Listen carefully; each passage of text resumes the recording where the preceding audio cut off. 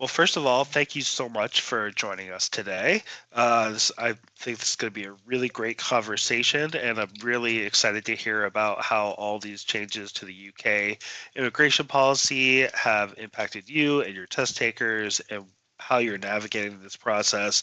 So, Dr. Qureshi, to start off, with all these changes and more likely to come, what is one of the top concerns you're hearing from test takers in your area?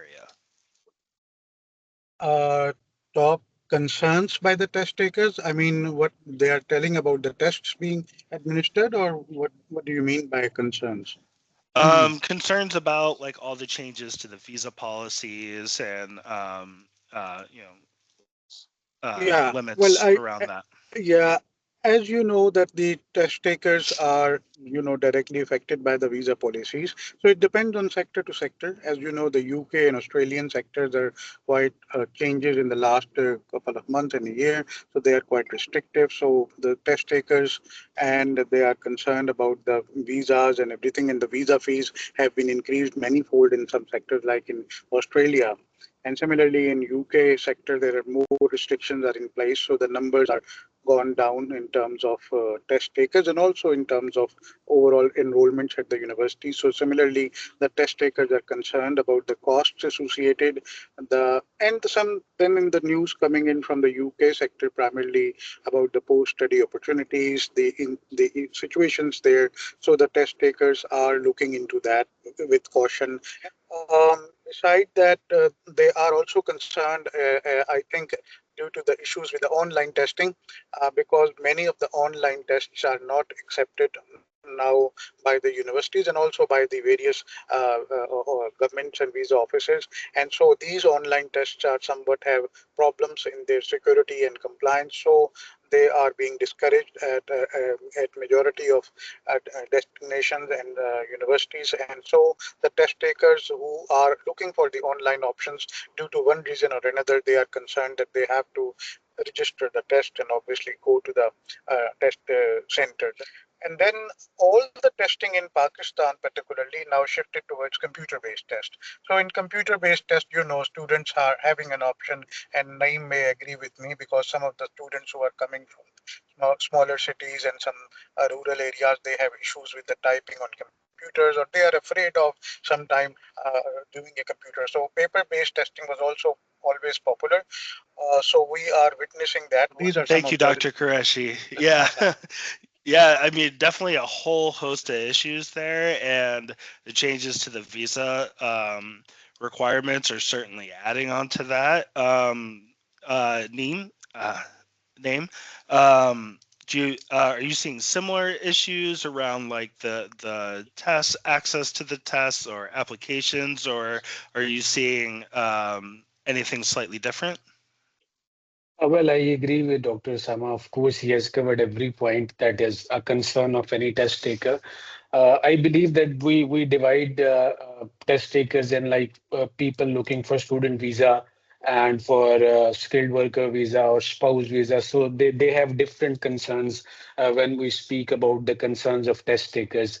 I personally feel that, as Dr. Osama said, that people are shifting towards center-based tests, considering the fact that UK Home Office is conducting interviews of majority of students, which is causing a stress to the student that they need to have a state-of-the-art preparation and testing in the center.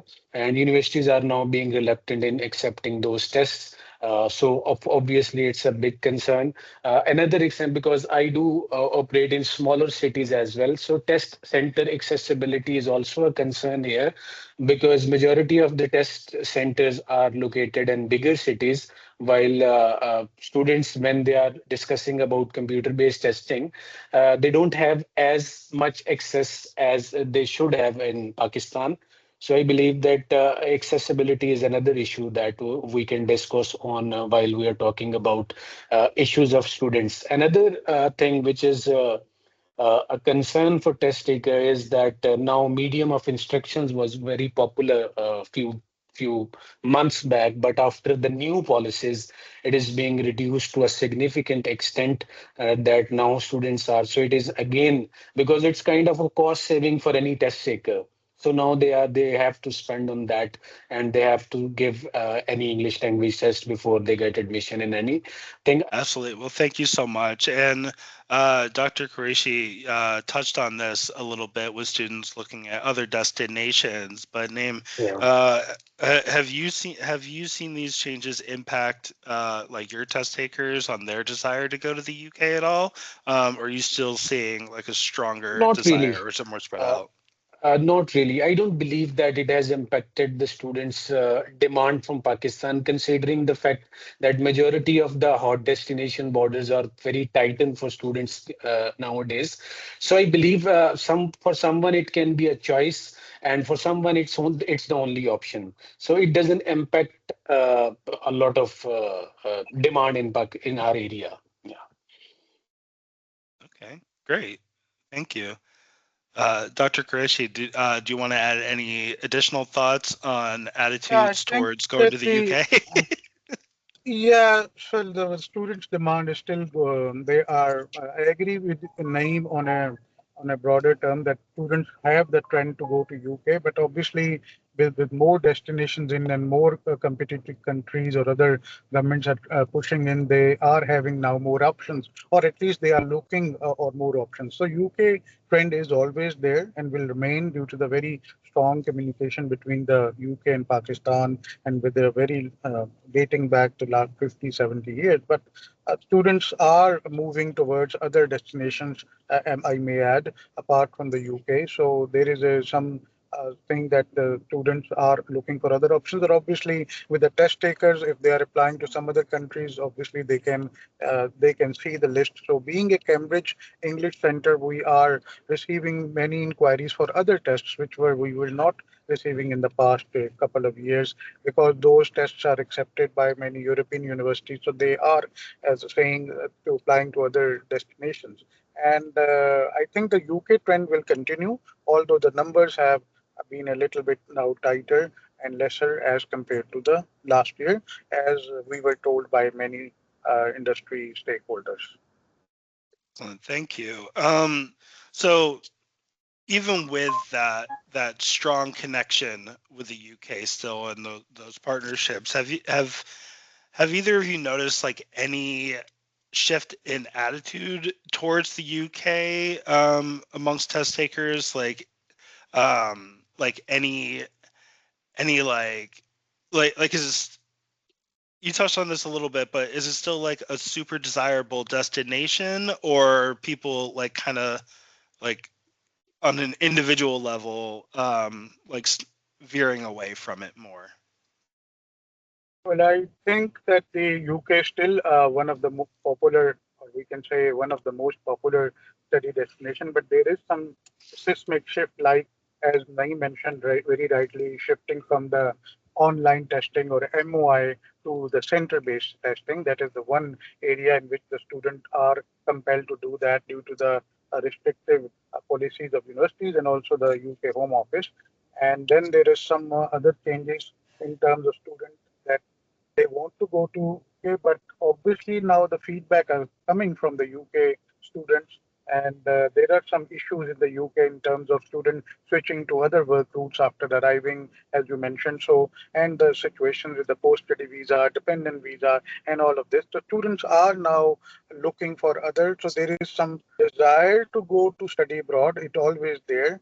UK is one of them due to the straightforward policies of admissions and visas, but there is some other destinations coming in as well. So there is some change in the student, but will be a strong desire to go to UK, and I think that the market will come in. I remember days back in 2010, 11, 12, maybe when the UK was sometime very popular, then the UK was not very popular. So that comes and go. In the last 25 years, we witnessed that, trend up and down Yeah. due to the policies and something. Yeah, Thank there's you. always that ebb and Cycle. flow Yeah. of popularity. Yeah, but name any insights on your side? Well, I believe that the demand will keep increasing from Pakistan in terms of UK. I believe that many of the shifts are very positive. For example, digital transformation, that we are no longer required to submit the passport to get the stickers. And if we talk about skilled worker visa, we believe that and now the time duration is reduced to almost 2 weeks, which is a significant sign. On the other hand, there are multiple occupations, those are excluded from it.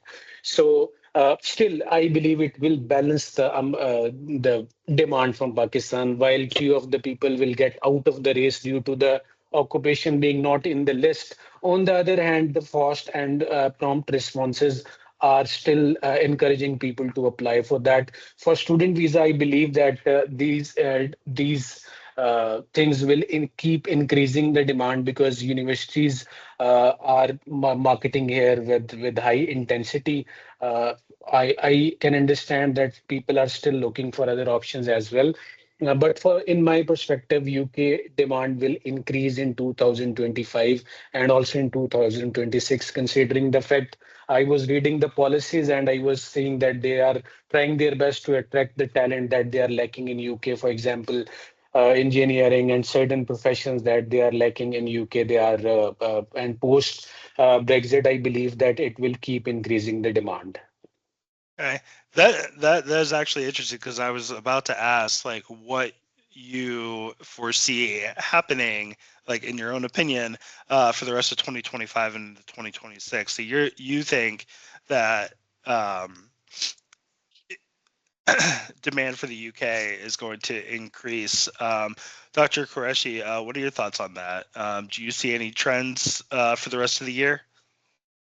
Well, I think that demand will remain there. Naeem is very right because UK is a very popular destination. So a year or 2 years of some restrictive policies may not dam the demand, but the demand will remain there. And I think overall it is good for the system that the quality is now being implemented in the admissions and the visa regime and in the tests as well. The MOI and online testing are being discouraged. So I think the students who are genuine, who are looking for options, they have still there. So I think the demand will remain there and may increase, although it also depend on number of other political and economic factors. Yeah. Thanks to Donald Trump, who is now running around the world, and the policies are being changed. So I think that is another area in which the students. So now the political and economic situations will also be deciding about the demand, although it is a very strong connection and I think it will continue. And I may add here that there is transnational education now here, being many UK universities and bodies are working in now Pakistan, recently being inaugurated by the government or by other chapters. They are offering the degree program.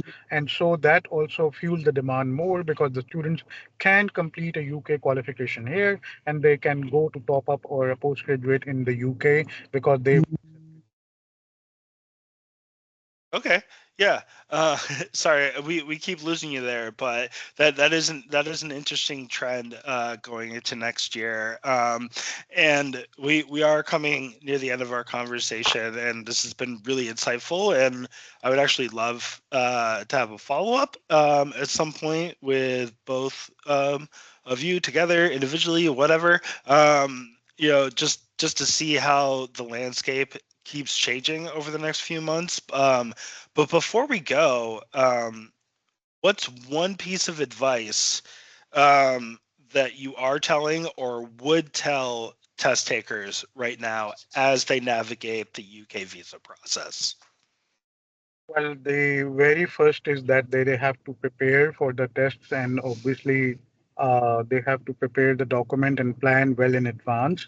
And they have to carefully read the visa requirements and regulations and the university requirements. And they don't have to rely only on the sometime on the agents or only on their friends or relatives in UK because so I think the students are now more well aware. So only advice is that they have to be careful and they have to be go through all the requirements and then they can plan ahead for the UK application. Thank you. Name? Well, I believe that the biggest advice that we will give to students is first of all to shift from online test to the center-based test and avoid the MOIs and everything, because this is something which can be backfired at any time. Second major thing is that we are giving our advice to students to work on their functional language, because interviews are very common now. Almost every third student is being called for interview. So I believe they must be very clear that why they are choosing UK, this university and course, and what are their plans in career. So this is we are emphasizing more nowadays. Naeem, does Excellent. that apply to sort of non-student visa applications as Yes, well? yes. Even skilled worker visa is they have more interview ratio as compared to students. Makes total sense. And great advice from both of you. Ian, Maz, either of you have anything else to add? Or No, I mean, I think that's we've covered off a lot. That's really, really useful. And